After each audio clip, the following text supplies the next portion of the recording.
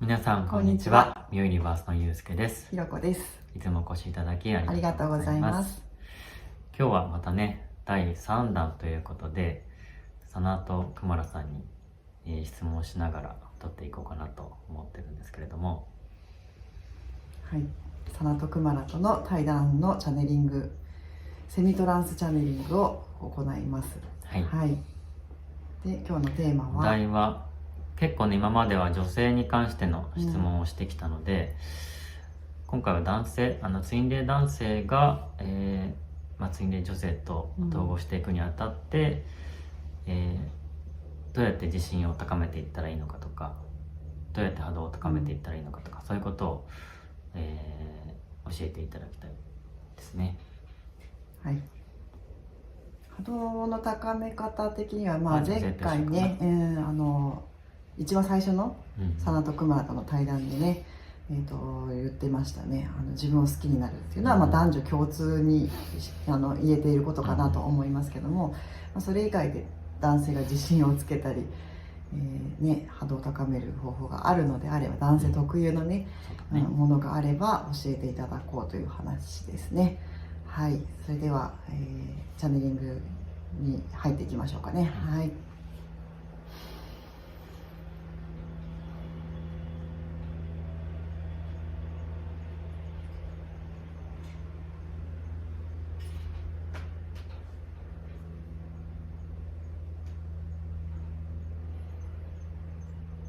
このチャンネルは多くのツインレイの日本人が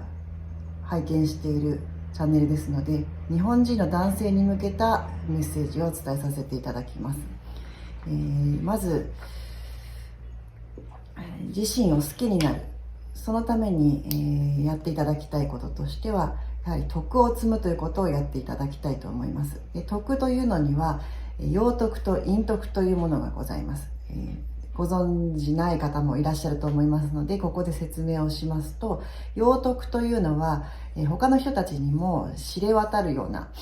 他の人に公言して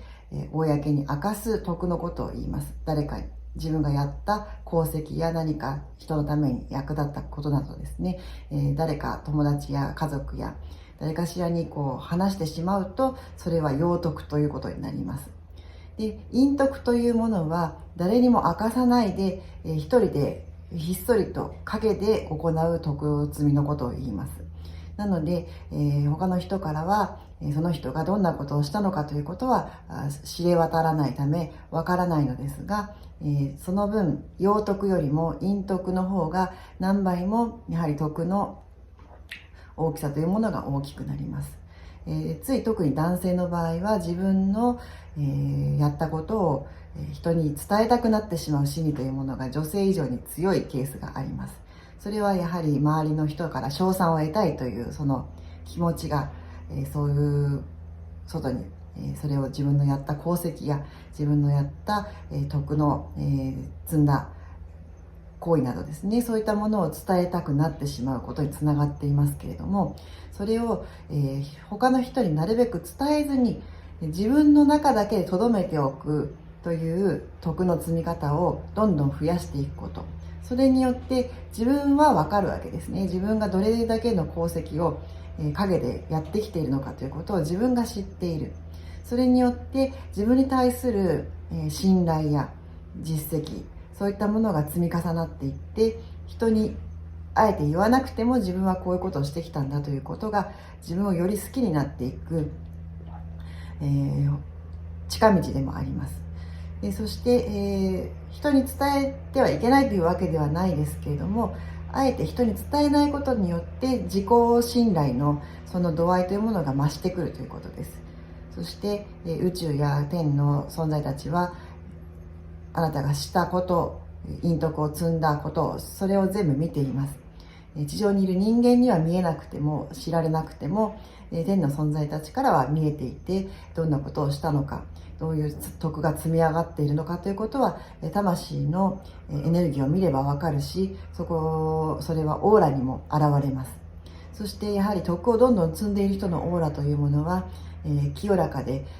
輝いて見えるという、そういうことがあります。そして陰徳を積んでいけば、どんどんとその魂の純度が増していき、そして、それをキャッチすることができる人たちからすると、その人は輝いて見えるわけです。なので、実際の肉体の容姿や、そういったものはそのエネルギーやオーラには影響しませんので、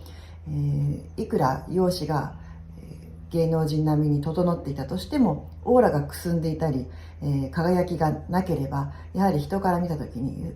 よく見えないわけです。なのでどんどんと自分のオーラを輝かせ、徳を積み、そして、自分をどんどんと愛し、自分の中の信頼を自分自身で高めていくことをしていくことによってオーラが輝き、オーラが輝いている人というのは魅力的に映りますし、人からもやはり好かれたり、人が、憧れたりするので、そういうことによって周りからの、見られ方が変わってきたり、称賛を集めたりすることがゆくゆくできるようになっていきます。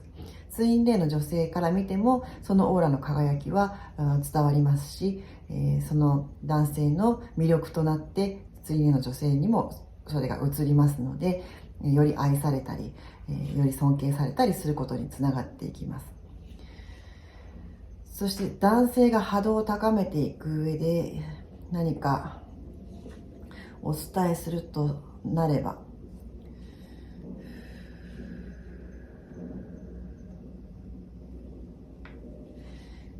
影の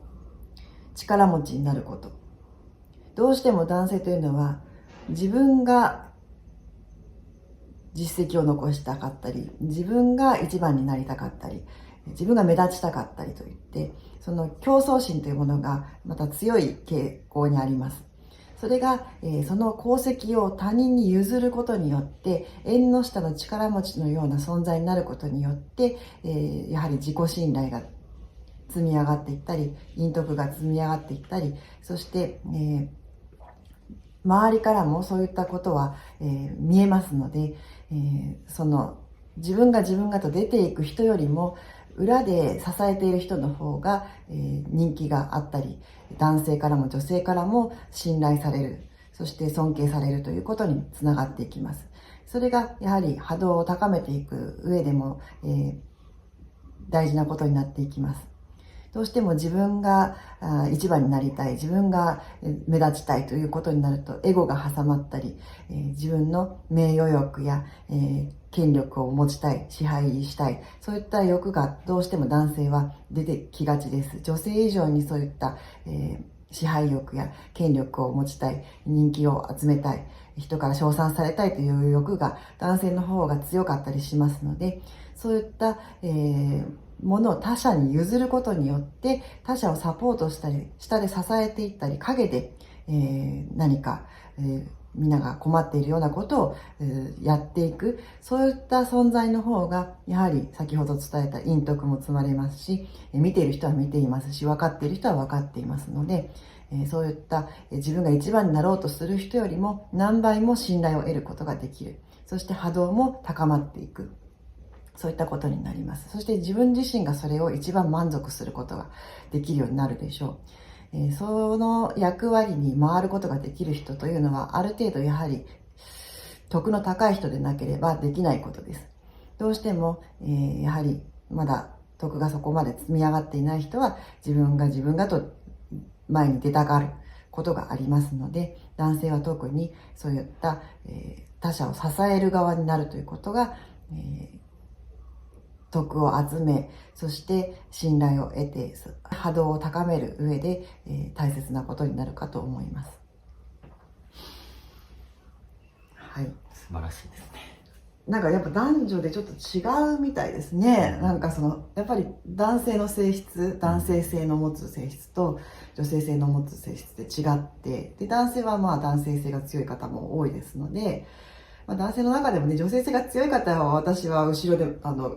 こう消極的にちょっと陰で支えているわっていう方いるかもしれないですけど、やっぱりね、男性っていうのは結構競争心が強かったり、闘争心があったりするので、今のねちょっとこうアドバイスが出てきたんでしょうね、きっとね。ちょっとはい、疑問が湧いたんですけど、はい、この男女のパートナーシップにおいて、はいもう結構一般的にというか昭和の考え方でいうと女性は一歩引いてみたいなのがあるじゃないですか。日本ではね、なんか男性を特に立てなさいみたいな。日本では大和なでしこみたいなね、はい、それも今の話で言うと、逆の方がうまくいくようなイメージなんでしょうかね。聞いてみましょうかね。男性が出るのではなくて、女性を立たせて男性が支える方がいいのかということですかね。聞いてみましょう。はい。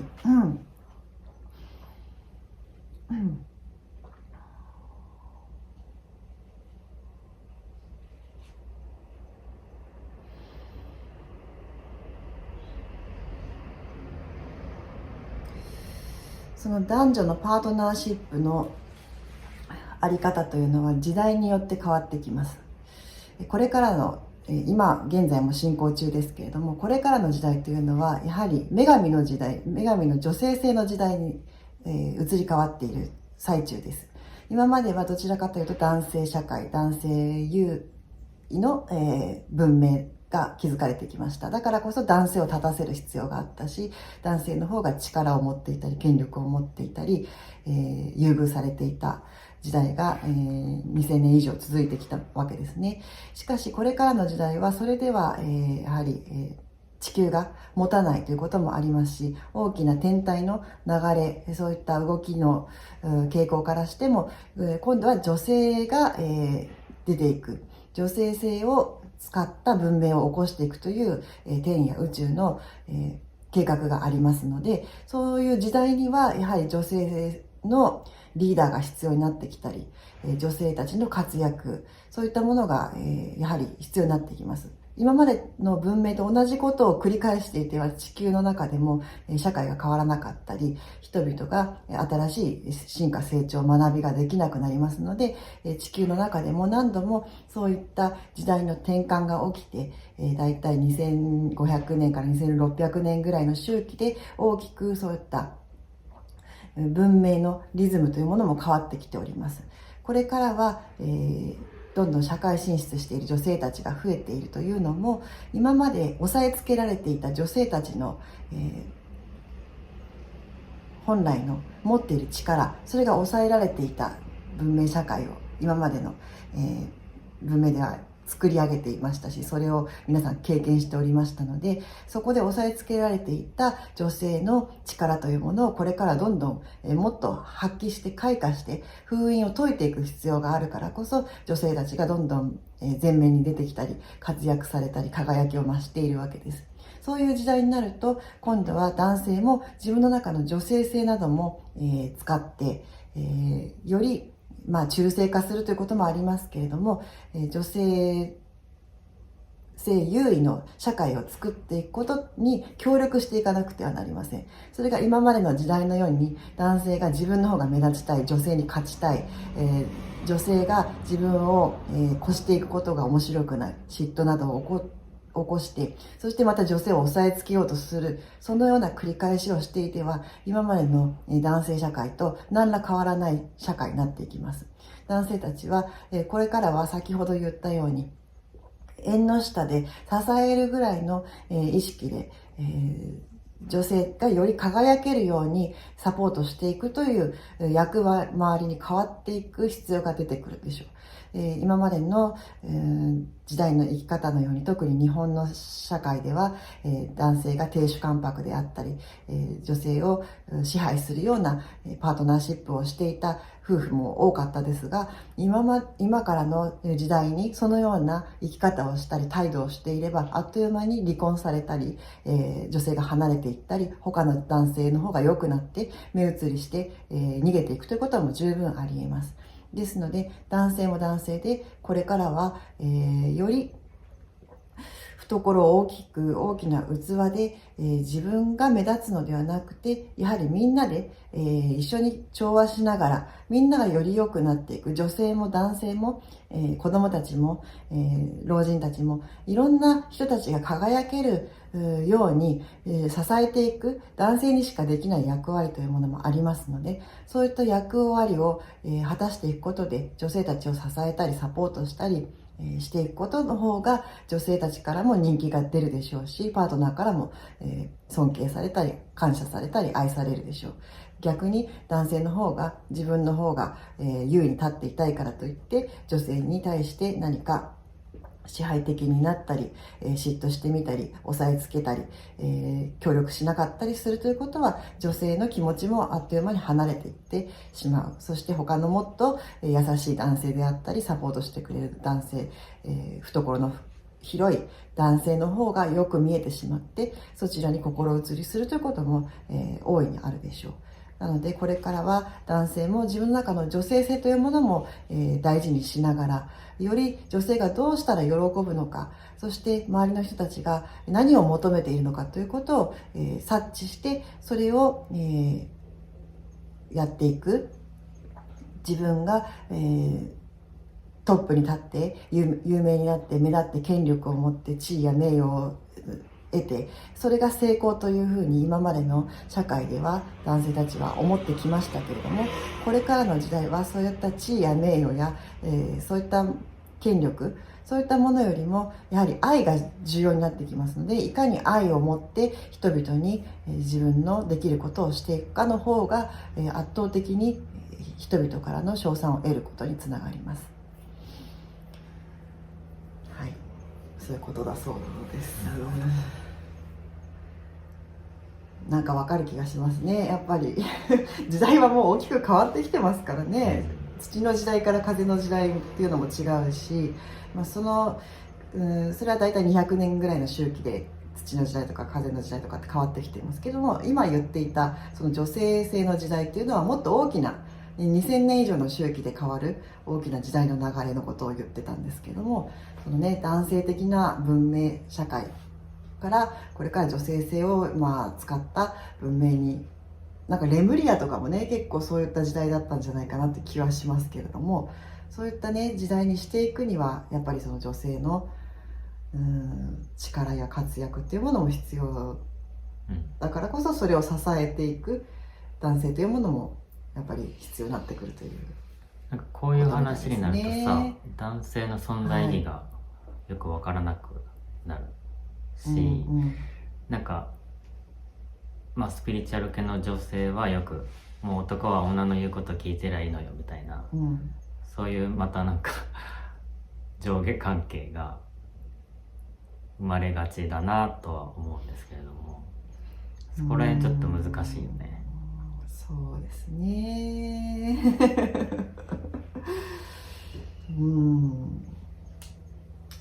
その優劣じゃないんですよね。そのどっちがその勝ってるとか、そういうふうに考えてしまうと、女性が表に立つということは男性はじゃあその裏側になってなんか、負けてるみたいに思えてしまうことがあるのかもしれないですけどね。男女に優劣ってないと思うんですよねそもそもパートナー、その魂のパートナーで2人がその一つの魂を分け合っている、共有している陰と陽のパートだったとしたら、陰陽にそのどっちがいいどっちが悪いっていうのはなくて、両方必要だから男女というものがいるのであって、そうなりがちなものを感じるっていうだけね。そうね。だから意味を履き違えてしまうと今度はカカア殿下になるわけですよね。亭主関白の、人が多かった夫婦関係から今度は女性が強くなって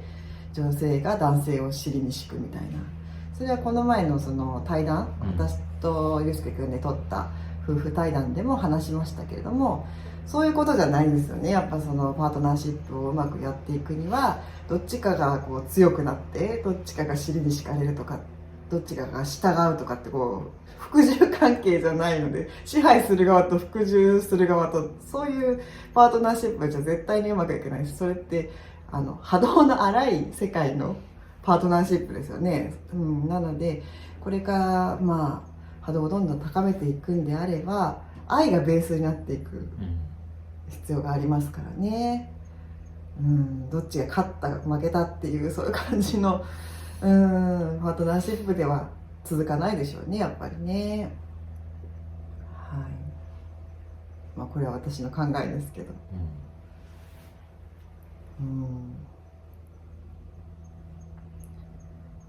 かなり大きな時代の変革ということですね。まだまだ変わって、何十年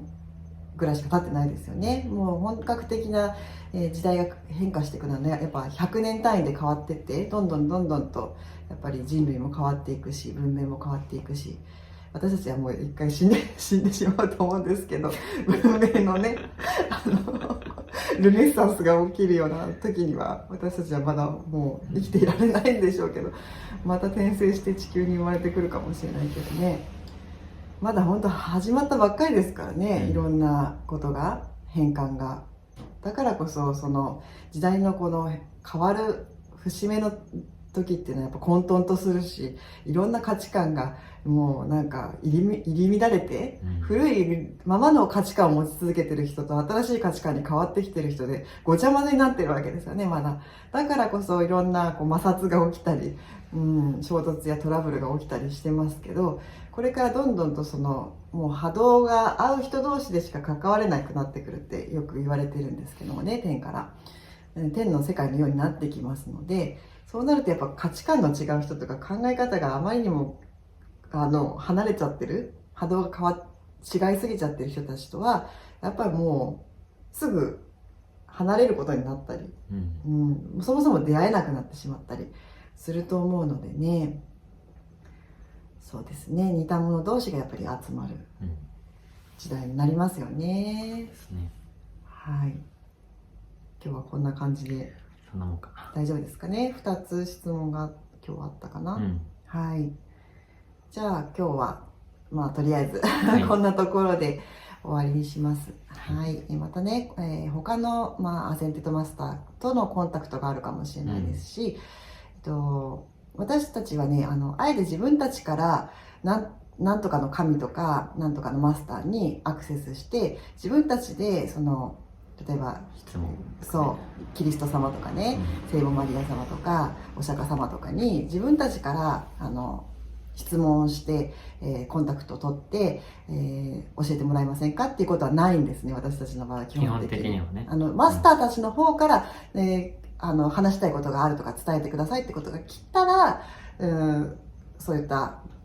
セッションをしたりとか、チャネリングを下ろしたりしますけれども、どうしてもね、自分たちの方から働きかけたものにはいろんなものが混じる可能性があるので、してないんですね。なので待ちだよね。そうですね、マスターたちの方から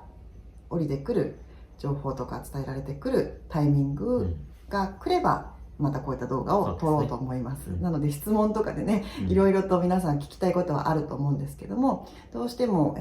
質問が来たからといって私たちがマスターたちに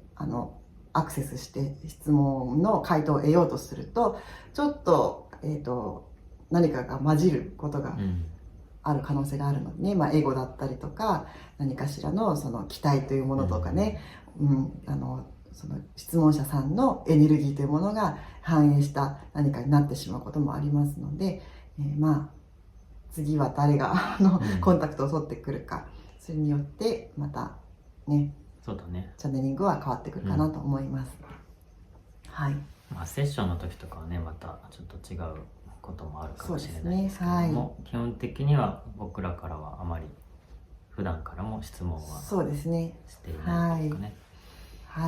それではじゃあまたね、次回の動画を楽しみにしていてください。いつもありがとうございます。皆さんの幸せを祈っております。